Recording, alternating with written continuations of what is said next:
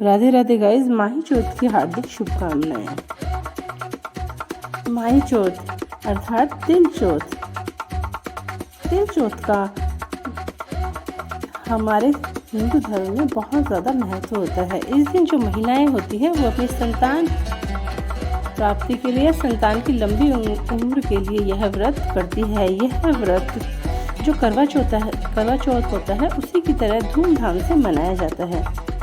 इस दिन भी महिलाएं करवा चौथ की भांति ही पूजा पाठ करती हैं और जो चंद्रदेव होते हैं उनको अर्घ देकर ही भोजन ग्रहण करती हैं।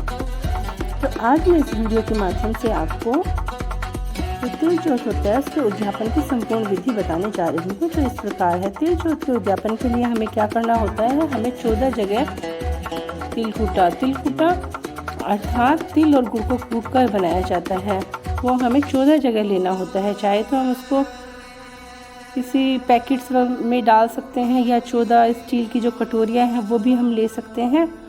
और फिर हमें एक सासू जी के लिए बेस तैयार करना होता है। उसके अंदर साड़ी, पेटीकोट, ब्लाउज और श्रृंगार का पूरा सामान जैसे चूड़ी, बिंदी, मेहंदी, काजल, ये सब कुछ लेना होता है। और उसमें हमें एक सोने की नोज पिन ले सकते हैं हम, एक चांदी की बिछिया, पायल, मतलब कुछ भी जेवर अगर पॉसिबल हो तो हमें लेना चाहिए। और फिर हम सासू जी का जो बेस होता है उसके ऊपर अपनी स्वेच्छा से जो हमारी इच्छा होती है वो दक्षिणा रखकर और जो हमने तिलकुटा निकाला है उसकी एक कटोरी इसके ऊपर रख लेंगे। और फिर उसके पश्चात जो 13 जगह हमने तिलकुटा ओढ़ लिया है उनके साथ भी या तो हम एक ब्लाउज का पीस या श्रृंगार का सामान ले सकते हैं और अगर हमारी सामर्थ्य है तो हम 13 साड़ियाँ भी ले सकते हैं। और फिर उन सबको भी एक साथ रखकर हम तैयार कर लेते हैं।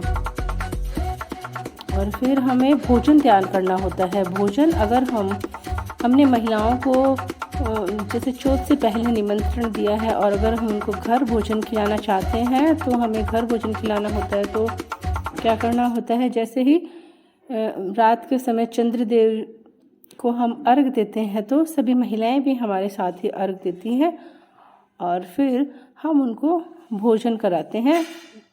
और फिर उनको भोजन कराने के पश्चात पहले सासू जी के पैर दाबकर फिर ये जो 13 पैकेट्स अलग से हमने उन महिलाओं के लिए तैयार किए हैं वो हम उनको दे देते हैं।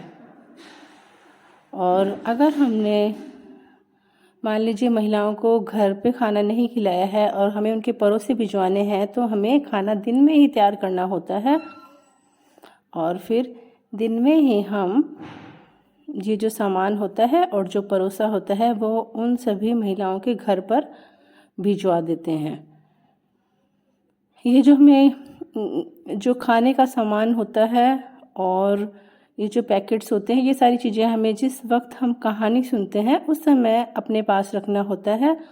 और रोली चावल के छींटे सभी के लगा के और थोड़ा सा पल्लू में जल और रोली चावल लेकर 7 बार गोल गोल इनके ऊपर घुमाना होता है, मतलब इनके ऊपर हाथ फेरना होता है। और फिर हम सभी को ये वितरित करते हैं। महिलाएं जब भोजन करती है तो सर्वप्रथम वो तिलकुटा ही खाती हैं। इस व्रत में तिलकुटे का बहुत अधिक महत्व होता है। तिलकुटा बहुत ही ज़रूरी होता है। और माही चौथ का जो व्रत होता है हम दिन में इसमें कहानी सुनते हैं तो हमें कहानी सुनने के पश्चात सूर्य देवता को अर्घ जरूर देना चाहिए। और हमें इस दिन सर जरूर धोना चाहिए। सर धोकर ही हमें जो तिल चौथ होती है इसका पूजन करना चाहिए। तिल चौथ का व्रत होता है बहुत ही महत्वपूर्ण होता है। यह संतान की दीर्घायु के लिए किया जाता है और जिन माताओं को संतान नहीं होती वो उनके लिए करती है। और शाम को हम चंद्रमा को अर्घ देकर ही भोजन करते हैं। Thanks for watching. इसी तरह के वीडियो के लिए मेरे चैनल को लाइक, शेयर और सब्सक्राइब करें।